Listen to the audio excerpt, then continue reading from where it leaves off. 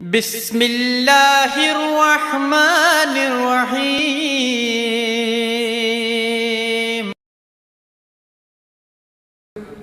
موضوع رہا ہے، موضوع گفتگو رہا ہے بڑے بڑے حلقوں کے اندر، تو میں آج پیش کرنا چاہتا ہوں رجعت ہے، رجوع، پلٹ کے واپس آنا۔ یہ بہت علمی موضوع ہے اور میں آپ کے حسن سماعت پہ پورا یقین رکھتے ہوئے قرآن کی آیات کو پیش کروں گا، حوالہ جات پیش کروں گا۔ پہلے کہ ممکن ہے کوئی پلٹ کے آئے، پہلے امکان پہ بحث ہوگی، پھر فعل پہ کہ ایسا ہوا، اور پھر ہم انشاءاللہ ثابت کریں گے کہ کون کون واپس آئے گا۔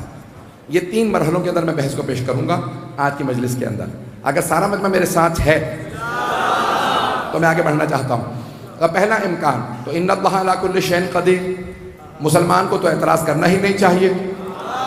جو اللہ کی قدرت پہ ایمان رکھتا ہو وہ رجعت پہ اعتراض کیسے کر سکتا کہ کوئی دنیا میں پلٹ کے آ سکتا ہے؟ یہ تو اللہ کی قدرت پہ سوال ہے کہ اللہ ایسا کر سکتا ہے یا نہیں کر سکتا، کسی کو پلٹا سکتا ہے یا نہیں پلٹا سکتا۔ آئے میں قرآن سے پیش کرتا ہوں، اللہ نے کس کس کو اسی دنیا میں پلٹایا۔ رجعت یعنی پلٹانا، یعنی اچھا ایک میں اور بات اس سے پہلے کہ آگے بڑھوں، ایک ہے بدھ مت کے ماننے والوں کا اور ہندوؤں کا عقیدہ، اسے عربی میں کہتے ہیں تناسخ، یعنی انسان دوبارہ اس کی روح کسی اور میں آ جائے گی۔ انگلش میں کہتے ہیں ریکارنیشن۔ اب اردو کے اندر الفاظ نہیں مل رہے تھے، تناسخ بہت سے لوگوں نے ترجمہ لکھا ہوا تھا۔ تناسخ یعنی ایک آدمی، اس کی روح دوبارہ واپس آئے گی لیکن کسی اور کے جسم میں۔ اور ہندوؤں کا عقیدہ یہ ہے کہ 7 انسان کے جنم ہوتے ہیں، اس کے بعد پہلی مرتبہ اگر اچھا رہا ہوگا تو دوبارہ انسان بن کے آئے گا،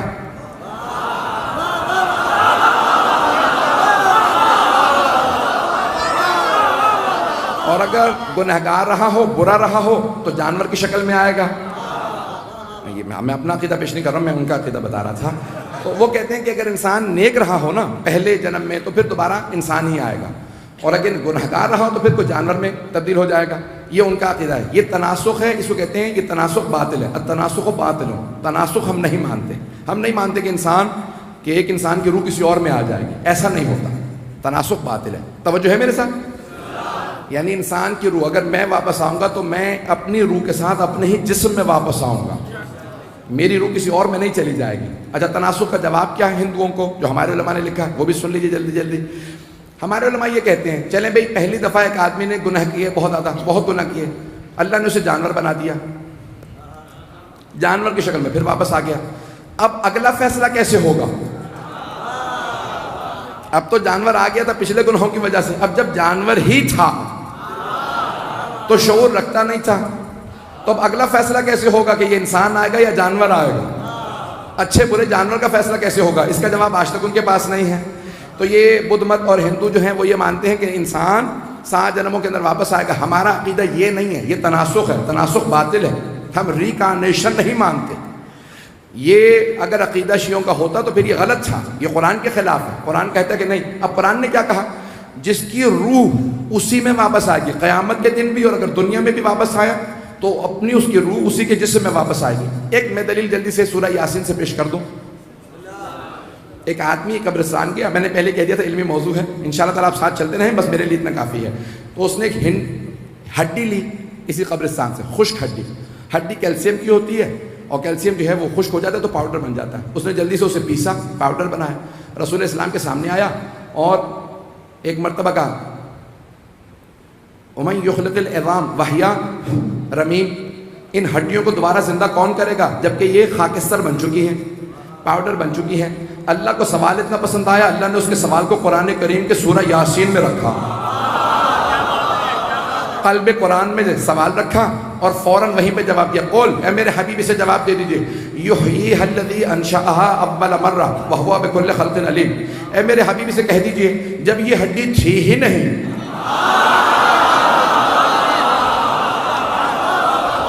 جب ہڈی تھی ہی نہیں تو اللہ نے بنا دی تھی۔ ہڈی جب ختم ہو جائے گی تو پلٹانا کون سی بڑی بات ہے؟ اسے پلٹانا بڑی بات نہیں ہے، ہڈی کو بنانا بڑا کام تھا۔ جب وہ تھی ہی نہیں تو اللہ نے ہڈی بنا دی تھی، اسی ہڈی کو پلٹا کے دوبارہ لوٹا دینا یہ کوئی بڑا کام نہیں ہے۔ خالق ہے، لوٹا دے گا۔ تو اب یہ پلٹانا، آئیے ذرا قرآن کریم نے مختلف مثالیں دی ہیں۔ بہت سے لوگ دنیا سے چلے گئے، اللہ نے انہیں اسی دنیا میں پلٹایا. آئیں ذرا جناب ابراہیم علیہ السلام نے سوال کیا کیف تحیی الموتیٰ، پروردگارا تو یہ مردوں کو کیسے زندہ کرے گا؟ اللہ نے سوال کیا اولم تؤمن، اے ابراہیم کیا آپ ایمان نہیں رکھتے؟ قال بلا، بے شک کہ میں ایمان رکھتا ہوں. لیطمئن قلبی، صرف اطمینان قلب کی خاطر دیکھنا چاہتا ہوں مردے زندہ کیسے ہوں گے. بھائی قیامت کے دن زندہ ہو رہے ہیں، اسی دنیا کے اندر تو زندہ ہو جائیں. تو ایک ہی چیز ہے، اب قیامت کے دن معاد میں اللہ سب کو پلٹائے گا، لیکن دنیا کے اندر کچھ ہستیاں واپس آئیں گی جو بہت اچھے ہوں گے وہ واپس آئیں گے، یا جو بہت ہی برے ہوں گے. معصوم نے یہی فرمایا، کہا کہ مولا کون کون آئے گا؟ جو کا بہترین اور بدترین. کا مولا صرف یہی کیوں؟ کا بہترین تاکہ دنیا میں دیکھ لیں آل محمد کا مقام کیا، اور بدترین جو انکار کرتے رہتے تھے یہ کچھ نہیں ہے، ذرا انہیں بھی واپس لایا جائے، کسی کو سولی پہ لٹکایا جائے. گھبرا کے سن رہے ہیں؟ امام زمانہ یہی کہیں گے نا کہ بھئی تو نے کسی کو دربار میں کھڑا رکھا تھا، آج بدلہ دے.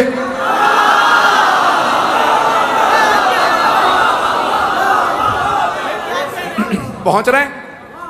جو نہیں پہنچ رہے ہیں وہ جو پہنچ گئے انہیں بتا دیں کہ وہ جو کہ میرا اشارہ کس طرف ہے. عزیزان گرامی، تو اب بہترین اور بدترین کو واپس لایا جائے گا. میں پہلی 2 مجالس میں اتنا پسینے سے آیا ہوں کہ میں پورا جسم میرا نچلا ہوا، امامہ بالکل ایسا ہے جیسے اس کے اندر پانی بھرا ہوا ہو.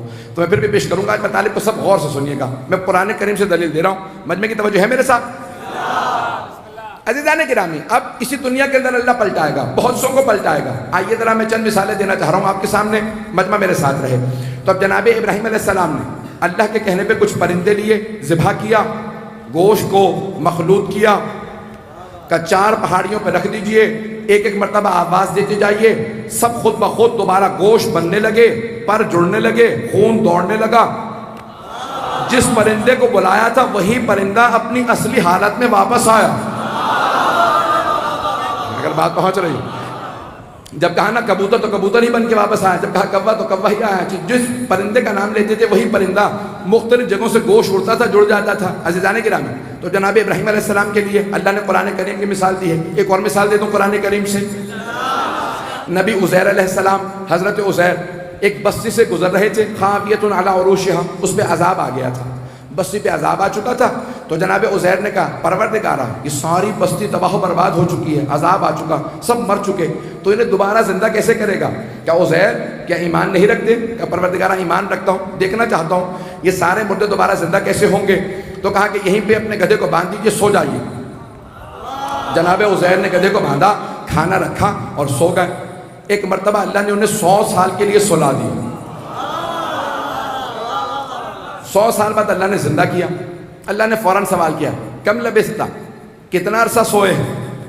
تو انہوں نے کچھ سوچا، پھر کہا کہ لبثت یوم، میں 1 دن سویا ہوں. قرآن کریم ہے. ایک مرتبہ جناب عزیر نے جواب دیا، کہا لبثت یوم، میں 1 دن سویا ہوں. پھر فوراً کہا او بعد یوم، دن بھی پورا نہیں سویا، دن کا کچھ حصہ سویا. تو اللہ نے فوراً جواب دیا قرآن کریم کے اندر، بل لبثت 100 عام، 100 سال سوتے رہے ہو. توجہ، کہ 100 سال سوتے رہے ہو. اے عزیر ہم نے بھی پلٹایا ہے، ختم ہو گئے 6. اے عزیر آپ ختم ہو گئے تھے. انظر الی حمارک، آپ نے پوچھا تھا مردوں کو کیسے زندہ کروں گا. انظر الی حمارک وانظر الی طعام، اپنے گدھے کو دیکھو، کھانے کو دیکھو، کیف یتصنع، کیڑے پڑ کے کھانا ختم ہو گیا تھا، گدھا اس کی ہڈیاں تک گل کے ختم ہو گیا، لیکن ہم پلٹا کے بتائیں گے. اللہ نے ایک مرتبہ اشارہ کیا کون کا؟ گدھے گدھا بن جائے. ایک مرتبہ ہڈیاں بننے لگی، گوشت چڑھنے لگا، خون دوڑنے لگا، کھال بڑھنے لگی. ایک مرتبہ گدھا بن کے واپس آ گیا. تو ایک بات تو واضح ہو گئی کہ اگر کبھی کوئی گدھا کسی نبی کے پاس 100 سال تک بھی سوتا رہے،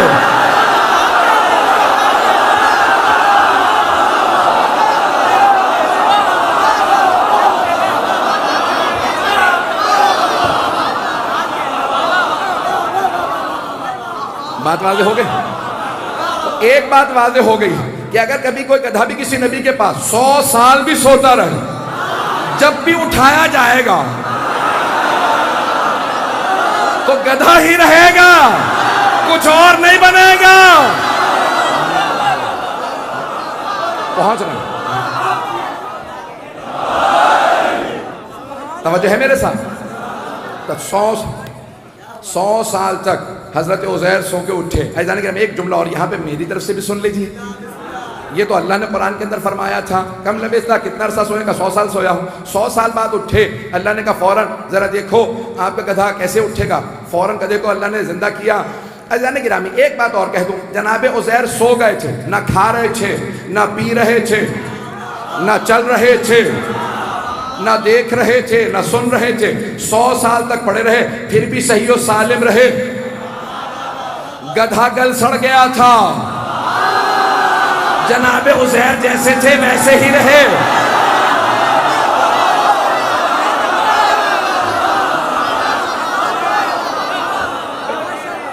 گدھا گل سڑ گیا تھا. جناب عزیر 100 سال تک نہ کھا رہے تھے, نہ پی رہے تھے, نہ چل رہے تھے, نہ دیکھ رہے تھے, نہ سن رہے تھے. 100 سال بعد جب اٹھے تو جیسے سوئے تھے ویسے ہی اٹھے. وہ جناب عزیر جو 49 سال کے تھے, 49 تھے جب سوئے, 100 سال بعد اٹھے. گھر گئے تو ان کے جڑواں بھائی تھے عزیرہ. انہوں نے جیسے ہی دیکھا کہ کتنے شبیہ ہو تم میرے بھائی کے. شبیہ ہو, شبیہ ہو, کہ کتنے شبیہ ہو میرے بھائی عزیر کے. کہ میں اس کی شبیہ نہیں ہوں, میں عزیر ہی ہوں. تو جناب عزیرہ نے کہا کہ 100 سال تک میں تو بوڑھا ہو چکا. جڑواں بھائی تھے, کہ میں 149 سال کا ہو گیا, آپ ابھی تک 49 سال ہی کے ہیں, آپ ابھی تک 49 ہیں, میں 149 ہو گیا, آپ ابھی تک 49, آپ ابھی تک 49 سال ہی کے نظر آ رہے ہیں. کہا اللہ جسے چاہے جیسا چاہے ویسا رکھتا ہے. جو کھا نہیں رہے, پی نہیں رہے, چل نہیں رہے, دیکھ نہیں رہے, سن نہیں رہے, 100 سال بعد اٹھے ویسے ہی اٹھے جیسے سوئے تھے. تو ہمارے امام مہدی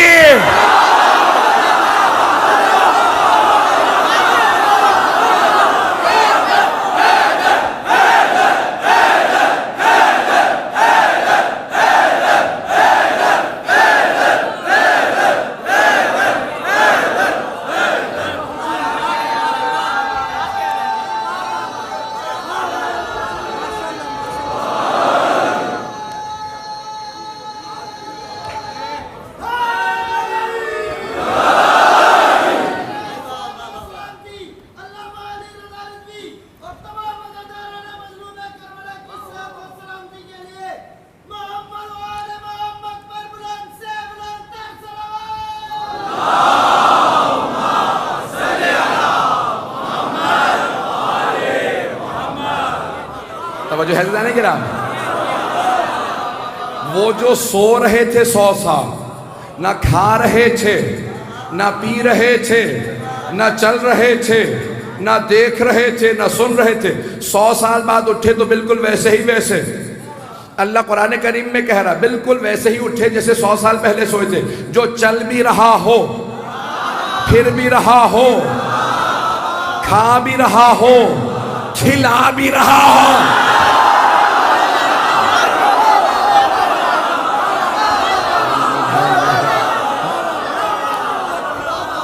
جو کائنات کا نظام چلا رہا ہو, وہ امام جب واپس آئیں گے تو لوگ پوچھا مولا جب آپ کے بیٹے رسول خدا سے آئیں, میں خدا سے پوچھا جب امام مہدی آئیں گے تو کیسے آئیں گے؟ کہ 35 برس کے نظر آئیں گے. کہ ہوں گے کتنے کے؟ کہ کئی 100 سال کے. کہ نظر صرف 35 برس کے آئیں گے, کیسے؟ کہ ان اللہ علی کل شیء قدیر, خدا ہر چیز پہ قدرت رکھتا ہے. تو اب شہید باقر الصدر نے ایک دلیل دی ہے. کسی نے پوچھا کہ کوئی سائنٹیفک دلیل بھی ہے آپ لوگوں کے پاس کہ وہ جوان ہی نظر آئیں گے؟ کہ ہاں. کہ ایسی دلیل بتائیے گا جو مجھے بھی سمجھ میں آ جائے. کہ تو اپنے آپ کو سمجھا ہے؟ کہ ہاں اپنے آپ کو سمجھ گیا ہوں. کہ اچھا یہ بتا, تیرے جسم پہ بال ہیں, سر میں بھی بال ہیں, بھووں پہ بھی ہیں, پلکوں میں بھی ہیں, مونچھوں میں بھی ہیں, داڑھی میں بھی بال ہیں.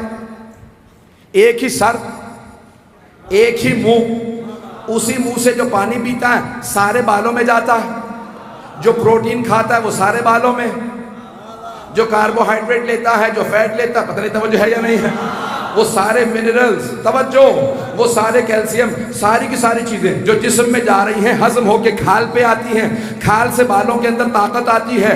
کا سر کے بال بڑھتے ہیں, کاٹنے بھی پڑتے ہیں، رنگ بھی تبدیل ہوتا ہے، بھامیں ویسی کی ویسی رہتی ہیں. وہی جسم، توجہ، وہی جسم، وہی جان، وہی روح، وہی خوراک. ایک ہی جسم پہ ایک ہی خوراک کے دو اثر. سر کے بال بڑھ رہے ہیں، داڑھی کے بڑھ رہے ہیں، مونچھوں کے بڑھ رہے ہیں، بھووں کے ویسے ہی، پلکیں ویسی ہی، نہ بڑھتی ہیں نہ رنگ تبدیل ہوتا. کہ اور اگر جسم دو ہو، ایک گنہگار کا جسم، دوسرا پاک کا جسم، یعنی لوگ ہیں یا نہیں؟ تو ایک خوراک کے دو اثر کیسے نہیں ہو سکتے؟ میں نے سائنس کی دلیل دی ہے عزیزان گرامی. تو اب یہ جسم کے اندر مختلف اثرات ہیں. آئیے ذرا، تو اب اسی دنیا کے اندر بہت سے لوگ واپس آ چکے ہیں. جناب عزیر کا میں نے بتا دیا، اور میں بہت سے بتا سکتا ہوں. اصحاب کہف گئے، جا کے غار میں سو گئے. اور مجھے ایک بہت تعجب ہوتا، ہمارے امام مہدی علیہ السلام سے متعلق بہت سے مسلمانوں کی عادت ہی بن گئی ہے کہ بھئی ان کے امام جو ہیں وہ غار میں چلے گئے ہیں. سرداب کو وہ غار کہتے ہیں، سرداب تو ذہنوں میں ہے نا سامرہ کا. تو سرداب مبارک سے غیبت شروع ہو گئے، تو کہتے ہیں ان کے امام غار میں چلے گئے ہیں. پتہ نہیں غار، یہ دوہری پتہ نہیں پالیسیاں کب ختم ہوں گی کہ کوئی غار میں جائے تو تعریفیں ہو رہی ہیں، کوئی غار میں جائے تو غیبتیں ہو رہی ہیں.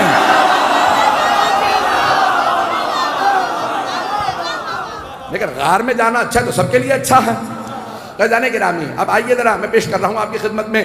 تو یہ روایات ہیں، آیات میں پیش کر رہا ہوں، آیات پیش کر رہا ہوں. متعدد اصحاب کہف غار میں گئے اور سینکڑوں برس سے آج تک نہ کھا رہے ہیں نہ پی رہے ہیں. اور جو مسلمان انکار کرتے وہ قرآن کا انکار کرے گا. اصحاب کہف کا انکار نہیں کر سکتے، قرآن کریم کے اندر ہے. اور کتنے انبیاء علیہ السلام کے تذکرے موجود ہیں. لمبی زندگی سے متعلق ایک اور جملہ کہہ دوں. قرآن کریم کے اندر لکھا ہے، سورہ عنکبوت شب قدر میں پڑھنا مستحب ہے، کہ جناب نوح 1000 سنہ الا 50، 1000 میں سے 50 کم، 950 سال تبلیغ کرتے رہے، 2500 سال زندہ رہے. جناب نوح 2500 سال، 2500 سال زندہ رہے، 950 سال صرف طوفان سے پہلے تبلیغ، بعد میں بھی تبلیغ کی. تو جناب نوح کی بات کیجیے گا، کہا نہیں اللہ قدیر ہے جسے چاہے لمبی زندگی دے دے. جناب نوح کی جب زندگی مان لیتے ہو اللہ کو قدیر کہہ کے، تو رسول خدا کے 12ویں وصیے کی لمبی زندگی مانتے ہوئے موت کیوں پڑتی ہے؟ قرآن کریم نے بڑے بڑے انبیاء علیہ السلام کی لمبی زندگیوں کا تذکرہ کیا. اگر سخت جملے ہوں تو بہت معذرت کے ساتھ، لیکن پیش کروں گا عقیدہ اپنا پورا. سنیں گے نا حضرات؟ تو قرآن کریم نے بہت سو کا ذکر کیا ہے. رجعت کے اندر پلٹ کے آئے ہیں، انبیاء بھی آئے ہیں، اصحاب کہف ہیں جو سب پلٹ کے آئیں گے، اور بہت سے دنیا سے چلے گئے، دوبارہ زندہ کیے گئے. آئیں ذرا سورہ غافر، اس کی آیت پیش کر رہا. سورہ غافر ذہن میں رکھیے گا. ربنا، کچھ لوگ قیامت کے دن کہیں گے، اللہ قرآن میں پیش کر رہا، ربنا احییتنا اثنتین وامتنا اثنتین، پروردگارا تو نے ہمیں 2 زندگیاں دی، 2 موتیں دی. 2 زندگیاں دی، 2 موتیں. اب اگر اللہ صرف کہہ دیتے نا 2 زندگیاں دی، تو کہہ سکتے تھے بھئی قبر کے اندر زندگی بھی زندگی ہے، دوسری زندگی قبر کی زندگی ہے. لیکن اللہ کہہ رہے ہیں نہیں 2 موتیں. اس کا مطلب ہے کچھ ایسے ہوں گے نا جو واپس آئیں گے، ان کو دوبارہ زندگی ملے گی، پھر دوبارہ اٹھائے جائیں گے.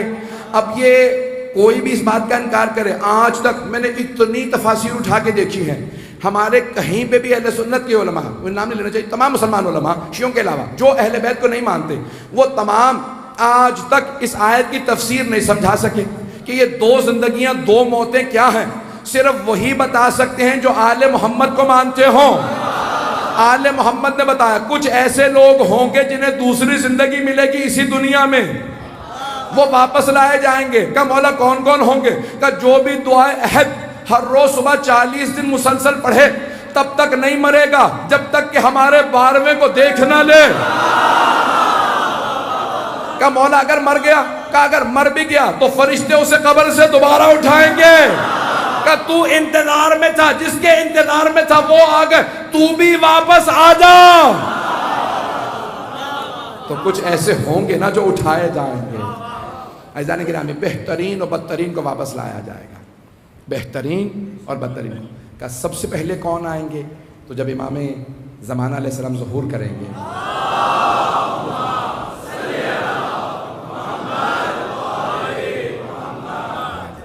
کچھ دیر چلتے رہیں گے نا، ابھی وقت تو ہے۔ عزیزان گرامی، جب امام ظہور فرمائیں گے تو روایات میں ہے سب سے پہلے حضرت عباس و حضرت علی اکبر علیہ السلام آئیں گے، اور آئیں گے بھی جنگی لباس کے اندر۔ تو لوگ پوچھیں گے کہ سب سے پہلے یہی کیوں آئے ہیں؟ تو آپ فرمائیں گے کہ ایک مرتبہ لوگ کربلا میں شک کرتے تھے کہ اگر عباس لڑ بھی لیتے تو ایک آدمی تھے، اتنے بڑی فوج کا اکیلے کیسے مقابلہ کر سکتے تھے؟ تو حضرت عباس واپس آ کے بتائیں گے اب میں بتاتا ہوں کیسے مقابلہ کرتا۔ وہاں اجازت نہیں ملی تھی، یہاں اجازت مل گئی ہے۔ تو حضرت عباس علیہ السلام، حضرت علی اکبر علیہ السلام دونوں واپس آ کے جنگ کر کے بتائیں گے۔ اور کون کون ہستیاں آئیں گی اگر میں روایات کی روشنی سے پیش کروں؟ مساق کا ماحول نہیں، میں بھی پیش کرنا چاہ رہا ہوں کچھ اور فضائل کے جملوں کو۔ عزیزان گرامی، بہت سی ہستیاں، کہاں سب سے پہلے ائمہ علیہ السلام میں جناب سید الشہداء علیہ السلام تشریف لائیں گے اور 500 سال حکومت کریں گے۔ اب تو گھبرا گئے لوگ، 500 سال صرف امام حسین علیہ السلام کا، اور ایک ایک کے بعد ایک امام آتے رہیں گے اور ہر امام حکومت کریں گے۔ کہ ایک ہی وقت میں سب موجود ہوں گے؟ کہ ہاں، ہم سب آ جائیں گے، اور ہمارے اجداد تشریف لائیں گے، اور وہ افراد جو ہم پہ ایمان نہیں رکھتے تھے وہ قبروں سے کہیں گے پروردگارا ہم نے اب مان لیا ہے، ہمیں دوبارہ مہلت دے دے۔ اللہ کہے گا ایک نہیں، اگر تمہیں 40 مرتبہ بھی مہلت دوں تو تم پھر سب کچھ وہی کرو گے جو تمہیں پہلے تم نے کیا تھا۔ اب سمجھ میں آیا ہم اب تک لعنت کیوں کر رہے ہیں؟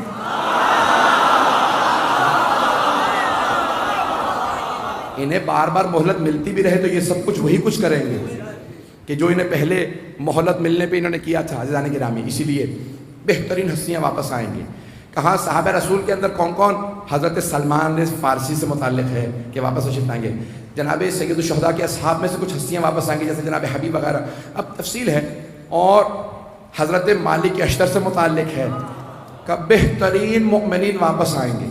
کہاں مؤمن جب مر جائے نا تو مرنے کے بعد قبر میں جا کے کہے گا پروردگارہ شکر ہے میں مر گیا، اگر مجھے پہلے پتا ہوتا کہ قبر ایسی ہوگی تو میں پہلے دعائیں مانگتا۔ اس لیے قبر سے ڈرنا بند کر دیں، وہ اوروں کے لیے ہیں۔ موت کا خوف دل سے نکال دیں۔ ارے موت سے وہ ڈرے جس کے پاس علی نہ ہو۔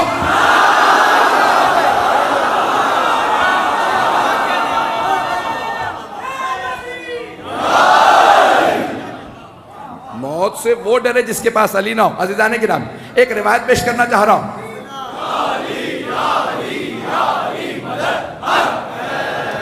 میں پورا نچوڑ چکا ہوں لیکن پورا خون جگر دے رہا ہوں، نہ گلے میں طاقت نہ سینے میں۔ موت سے وہ ڈرے جس کے پاس علی ابن ابی طالب نہ ہو۔ عزیزان گرامی، معصوم فرماتے ہیں جب مومن قبر میں دفنا دیا جائے گا تو ایک مرتبہ کہے گا کتنی تاریکی ہے، پروردگارہ روشنی کا بندوبست کر۔ تو ایک مرتبہ ایک نور اس کی دائیں طرف سے آئے گا، دائیں طرف سے نور آئے گا، سوال کرے گا کون ہے تو کہ اس غربت میں مجھے یاد کیا؟ کہ میں تیری نمازیں، کہ اتنی نمازیں پڑھی تھی اتنا سا نور؟ کہ جتنی توجہ تھی اتنا ہی نور ہونا تھا۔ ایک بائیں طرف سے نور آئے گا کہ تم کون ہو؟ کہ میں تمہارے روزے، توجہ ہو۔ اتنے میں ایک سرحانے سے نور آئے گا کہ تم، کہ میں تمہارے حج و زیارات۔ پائنتی سے ایک نور آئے گا کہ تم کون ہو؟ کہا کہ میں تمہارے خیرات ہوں، خمس و زکات ہوں جو تم نے پیسہ راہ خدا میں دیا تھا۔ کہ سب مل کے بھی پوری روشنی نہیں کر سکے گا، نہیں، کہ اتنے میں ایک سر کی طرف سے، اوپر کی طرف سے نور آئے گا، پوری قبر منور ہو جائے گا۔ اب سوال کرے گا بتا تو کون ہے جب میرے اعمال کام نہیں آئے، تیرا اتنا نور کیسے؟ کہ میں ولایت علی ہوں۔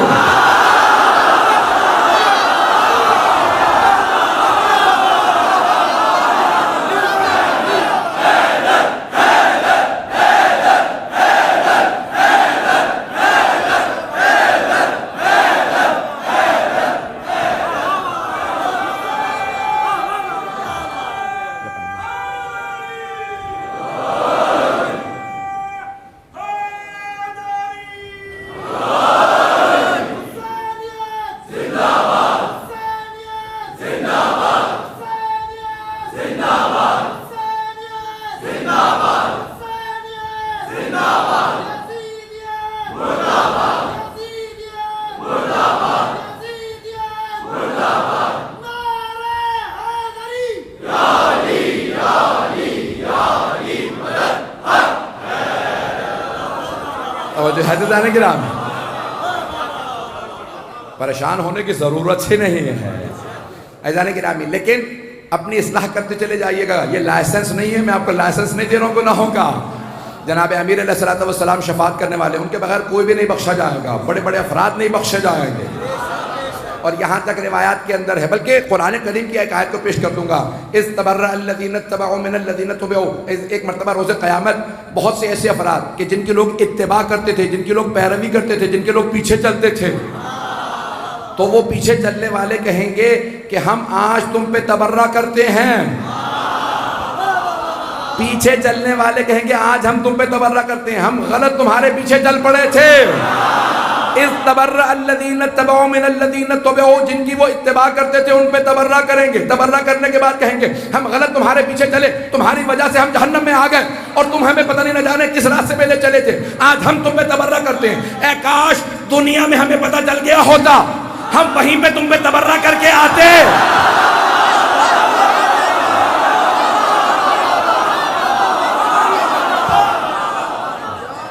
अज़ीज़ाने गिरामी, ये हमारा अपना निज़ाम इतना सही होना चाहिए, हमारे अकायद इतने मजबूत होने चाहिए कि हम किसी भी ऐसी आलाशों में ना चले जाएं, गलत सियासतदानों के पीछे ना चलें। पता नहीं आप लोग तो पहले कहाँ जा रहे थे, मैं तो दुनिया की बात कर रहा हूँ। हम गलत सियासतदानों के पीछे ना जाएं, हम गलत अफराद के पीछे ना जाएं, ऐसे गलत अफराद की पैरवी ना करें कि कल हमें उन पर तबर्रा करना पड़े। आज ही जान छुड़ा लीजिए, अकीदा सही कर लीजिए ताकि कल नौबत ना आए वहां तबर्रा करने की। ये मैं आपसे नहीं कह रहा, सारे मुसलमानों से कह रहा हूं। आज समझ लो किसी ऐसे का दामन पकड़ो जो जिंदगी से लेके कब्र में, सिरात पे, मीजान में